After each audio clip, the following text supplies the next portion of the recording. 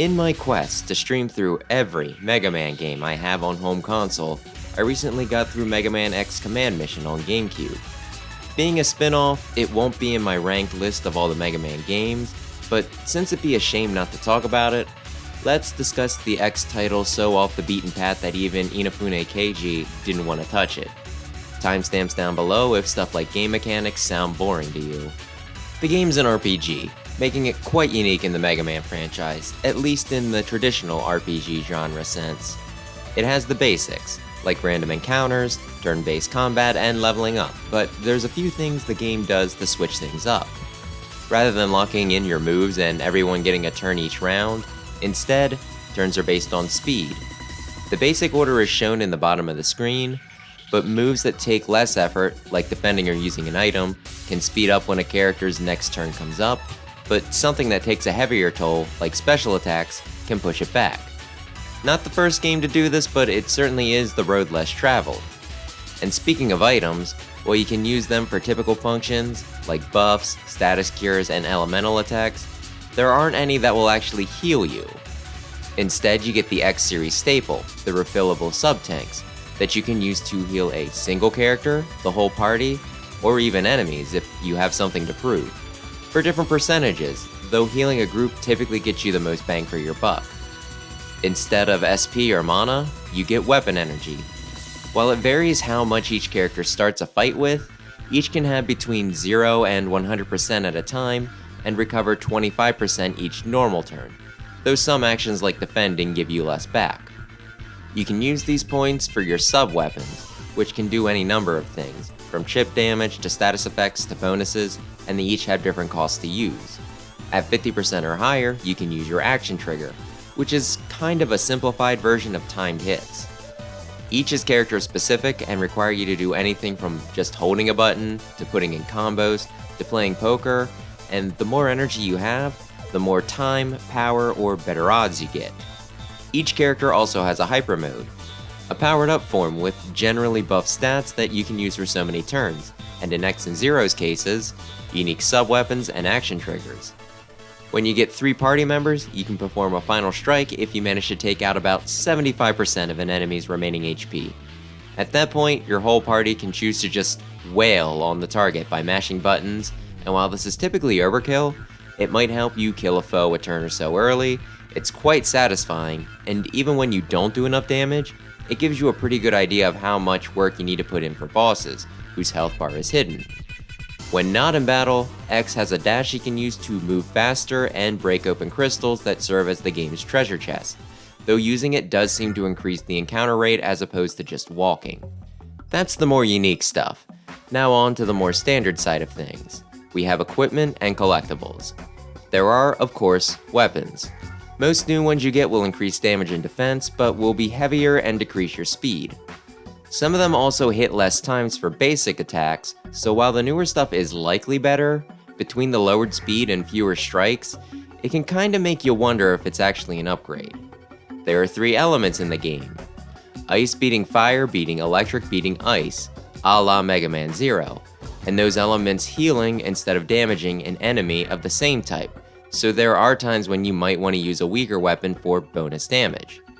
There are 2 types of attack, shot and direct combat, with each character being locked into a specific style for their main weapons. The shield stat reduces shot damage while armor accounts for close combat. Some enemies can also block shot to severely cut down on damage, whereas flying enemies are much harder for direct combat to hit. Each character can equip up to 2 sub-weapons, which we've already talked about. The only other thing worth saying is that some can only be used by specific party members. You can also equip something called Force Metal. These give buffs, and some characters have a different number of slots for these, or ones unique to them, but the big thing you want to watch out for is erosion. Each piece will have an erosion rating, and if the combined total on someone goes over their capacity, they either lose health or weapon energy during battle, though this number goes up as you level. About halfway through the game, you get the ability to craft Force Metal, if that's your thing. As you move around and explore, you can get things like items, equipables, and sub-tank energy from crystals, and if you're at max holding capacity on something, it won't count as you picking it up and respawn in the next time you enter the area. It's a nice touch, but probably hell for those with OCD. The big thing to find though are tank parts, assembling 4 of which will increase the number of sub-tanks you have.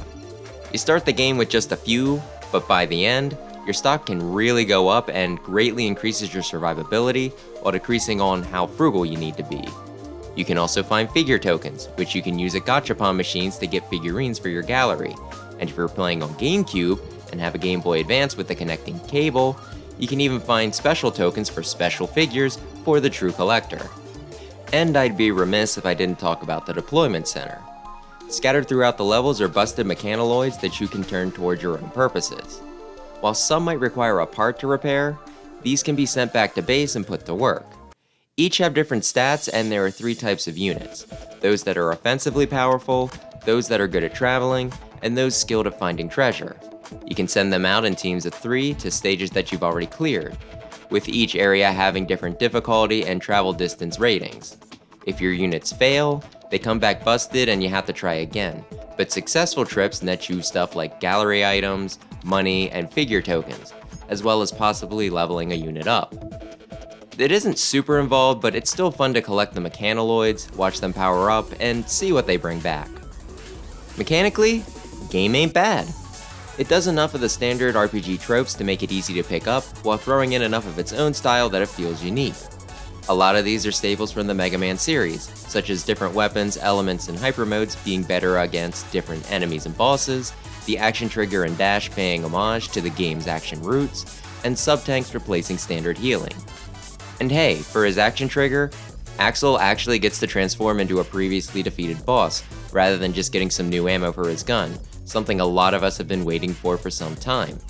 While I do like what Capcom's done here, there are a few balance issues. For the most part, I didn't have too much trouble with the game. Since I was streaming it, I didn't want to spend a lot of time grinding, which I thought would come back to bite me, but I had very little trouble with most of the stages leveling up naturally. I had a party wipe very few times, maybe against a third, at most half of the bosses, and for just about all of them, all it took was just a bit of rethinking my strategy, and second try was the charm. There were 2 chapters though that completely threw a wrench into things. Chapter 1 is the tutorial and it's pretty easy to get through, but Chapter 2, X is on his own and it's super rough. While the enemy numbers they send at you aren't overwhelming, the little guy has to do everything himself.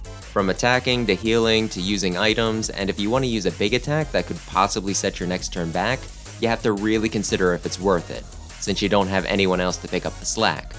You even have to fight Metars, which, while very weak to physical attacks, block most range damage, so that you only deal chip, and have to go blow for blow with them.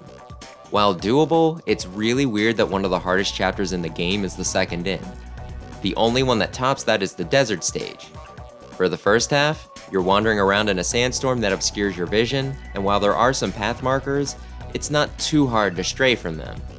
For the second half, you have a 4-floored structure. The first being a maze, the second and third you needing to go back and forth between to complete puzzles to unlock doors, and the fourth being the boss fight. While none of this is anything new, in both Inside and Out, it's easy to get turned around as you get interrupted by random encounters and lose track of where you were headed. This is also the area where a lot of the enemies will stack on status ailments like Blind and Virus, making it pointless to heal them since the next fight they'll probably just tack them on again.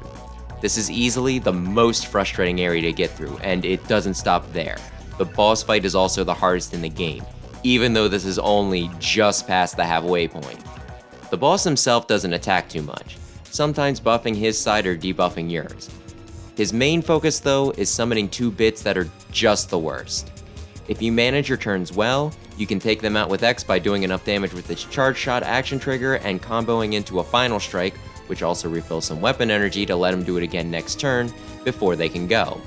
If you don't though, they're flying so they're hard to hit with anything other than ranged strikes, they can do half decent attacks, really strong but inaccurate moves, or heal a target for 25% of their max health. Given that they're incredibly fast and a pair of them can sometimes get in 4 turns in a row between the 2 of them, the wrong set of moves can lead to them completely undoing all the progress you were making taking down the boss. This fight felt completely unfair and was one of the 2 that took me 3 tries to beat, the other being an optional boss that I stumbled into earlier than I intended, so I can hardly fault that as a major difficulty spike. It's not all bad though. Sometimes the unbalanced mechanics work in your favor. As soon as you get the final strike in Chapter 3, you can start really wrecking foes, as long as your 3 party members are conscious, and this even lets you gauge a boss's health, which is typically hidden, like I said before. If you do a good chunk of the side stuff, some of the later levels become downright easy, from the upgrades you get, to the items you find, to just the general levels you accumulate, making even back-to-back boss encounters no big deal. And then there's the worst offender, but on your side, Cinnamon. Her action trigger is a party heal, and she also has a sub-weapon that increases how much weapon energy you generate for the next turn. The girl is making it so that her allies are getting enough power to pull off their big moves, while having plenty of chances to pull off her own. And since you start with a static amount of weapon energy, not carrying over in between battles, there aren't many reasons not to be using her to heal every chance you get, typically every other turn. Even if you're practically at full, if you know a party member is going to end the fight their next turn, you might as well have Cinnamon top everyone off. It is a little disappointing, though, that the optimal team is so obvious. X and Zero getting all the best weapons and powers, and Cinnamon serving as an inexhaustible battery, effectively benching over half your party. You still could swap people out to either preserve those 3's health for the boss battle, experiment with different combination and loadouts, or just to challenge yourself. You know, if you want to. Sorry Axel, someday you'll be viable. As with most Mega Man games, the music and character designs are great. Everything sounds and looks like it should be in an X game. They even bring back all kinds of enemies from across the series for the random encounters, which serve as fun references to those that are big into the games. The graphics also look pretty good for a title that came out almost 20 years ago. Rather than go for a realistic aesthetic with the limitations of the GameCube and PlayStation, they went for a more cartoony, anime-esque style that didn't age too badly. If they re-released it today, they could easily go with either a straight port or remaster. It is kind of odd how they animate some characters' mouth movements while not bothering with others, leading some conversations to seem like you're talking to a wall, but that's one of the few visual inconsistencies. The voice acting is passable. It's definitely better than Mega Man 8, X4, or X7. Some performances are good, some are okay, some less than stellar, yet still somehow managing to work. I'm mostly thinking of how odd Cinnamon comes across, sounding like a robot trying to mimic how someone else is describing a child should sound, and given that she's a sheltered, adolescent Reploid, this actually fits pretty well. The only major complaint I have with presentation is with the map. You can't view it, at least not very much. You get one corner of the screen, showing only your immediate area. Doors are marked by a blue rectangle, where you entered an area is marked in, and any unclaimed items are tiny blue pixels. If you want to check the full map for things you missed, paths you skipped, or just want to see how close you are to a spot in a stage you're revisiting, you can't. New rooms only appear as you first visit them, so it's not like viewing the map before you explored everything would spoil anything. Then again, for some reason, even if you haven't entered a room yet and can't see it, the minimap will still show crystals that you need to break there. So I don't know, maybe this was the issue? That feels like a stretch though, and given how integral exploration in an RPG is to find all the extra items and the like, while this doesn't ruin your time, it is less than ideal. Heck, I have a player's guide and even that doesn't give you a map. What the heck is the full layout hiding? Game developers, are you hiding offensive symbols in your level designs again? Fess up. The story is kinda dumb. If I were to give you a plot summary and only hit on all the main story beats, it would sound pretty serviceable. Nothing groundbreaking, but enough to keep your interest. But when you get into the minutia, it gets kinda silly. First, the characters. They're great. Like I mentioned with the game's presentation, they all have nice designs, they all bring something different to the table gameplay-wise, even if they aren't the meta picks, and I genuinely like each and every one of the members of your team. The problem is screen time. Chapter 1 is the tutorial.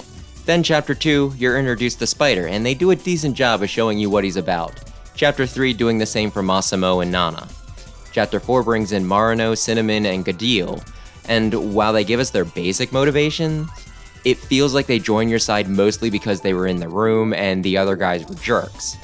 The chapter literally ends with Cinnamon calling you her friends, despite this being the first conversation she's held with any of X's squad, outside of the new hires. From the following mission onward, it becomes pretty much just X and Zero's story, with Axel occasionally chiming in to say what we're all thinking. Like, push that switch, or we're gonna kick that guy's butt since we're super cool guys. And don't get me wrong, I love both these gents. Don't ask me which is which, but X and Zero are my first and second favorite video game characters of all time, but I've already spent so many hours with these two characters that I know what they're about. For the same reason, I won't complain about Axel not playing as big a role here, even though he's a main character, since I think X7 and X8 explore his character a good bit. But for the rest of the group on display here, from Massimo to Cinnamon to Marino, I like them all, I just feel that we don't get to see enough of them. And given that Command Mission 2 seems like a pipe dream after all these years, I doubt we'll see them again. Well, outside of X-Dive, which I'm not sure how much I'm willing to count. I just feel like the cast deserves better, especially after Capcom went out of their way to make all the characters outside of the S-Class unique to the game. Circling back to Zero though, can we talk about what this game does with him? Dude takes everything personally in this. By this point in the series, he has died multiple times, been betrayed by Mac and Magma Dragoon, killed Iris and Colonel, learned his shocking backstory, possibly gone Maverick, and been blamed for all the world's woes. I feel like nothing anyone does to him should have any effect unless it comes from X or Axel. Maybe Cygnus, Alia, or Douglas, in that order of weight. Yet, I don't think I've ever seen him get so shaken or emotional. He actually seems a little unhinged at one point, you tracking him down by following a literal trail of bodies he leaves. And sure, this isn't an enemy weapon facility, but they're not enemies you fight in the stage, leading me to believe that these were just civilians that he could have chased out while destroying their workstation. I think a good number of the Mega Man X team worked on this title, but it just seems really out of character for the guy. The game also sends villain after villain at you that is mustache-twirlingly evil, only to try and flip the script on you in the last few chapters that they're not actually bad guys, they just have a different ideology.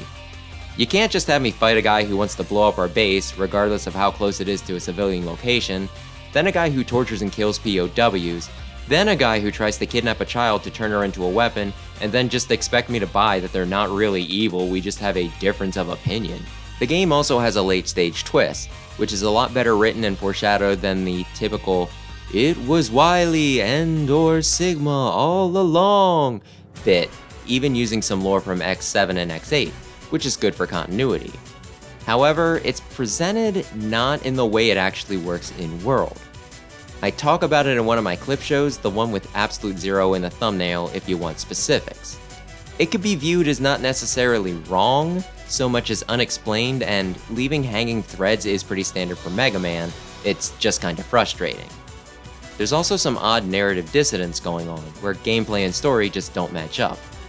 Most of them aren't too bad, like talking about how X went toe-to-toe with a powerful foe when, really, it was a 3-on-1 fight. But when after the hardest boss fight in the game, it was implied that they let me win to further their plot, and Massimo actually said, "That seemed too easy." I wanted to strangle him, right around his non-existent neck. I have about a dozen other nitpicks I could make with the individual scenes, but those are the biggest issues. It's a shame because I think the groundwork is there for something pretty good. They just tried too hard to be dramatic or deep in some spots, and that caused a lot of it to fall flat. I'm kinda questioning if doing a rewrite of the script would be too arrogant, though I suppose it wouldn't be too different than fanfic. So this is an odd one to try and recommend. For help, I'm going to call about a visual aid. Look at this Venn diagram and pick out where you are. If you are somewhere in the purple, congratulations, this game is for you. It is both of the things you love. The RPG works largely like an RPG, and the setting and character designs are all on point. Play this right now, if you can find some way to anyway. This is a niche title, not having the biggest fan base, but those who like it really like it. Despite all my complaints, I consider myself a part of this section. While I didn't enjoy this playthrough quite as much as I did when I was a teenager, when I played the game way too much and even got the purple scarf, how appropriate, I still had a good bit of fun and enjoyed 8 out of the 10 chapters, a pretty good ratio.